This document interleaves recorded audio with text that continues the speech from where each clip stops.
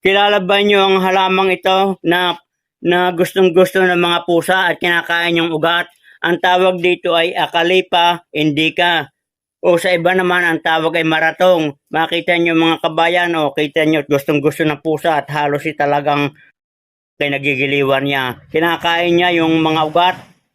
At ang gagawin ko dito kabayan sa mga talbos naman ito o yung dahon, yung mga bungang maliliit, ito ay aking babayuhin sa almeres.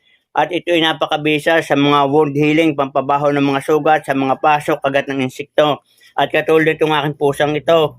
Yan, may sugat yan. Kita niyo yung sugat.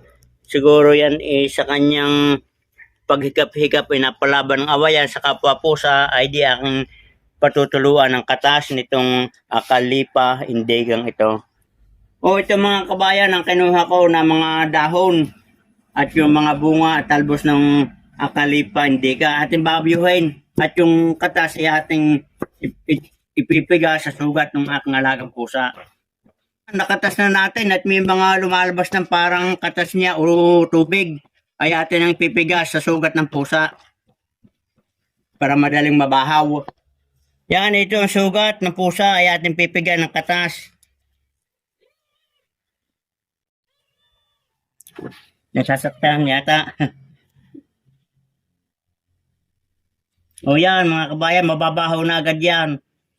Ito ay wari ko nabaldian o napaso ay ito ay napakabisa sa mga paso, kagat ng insekto, sugat, napakadaling maghilom at bumahaw.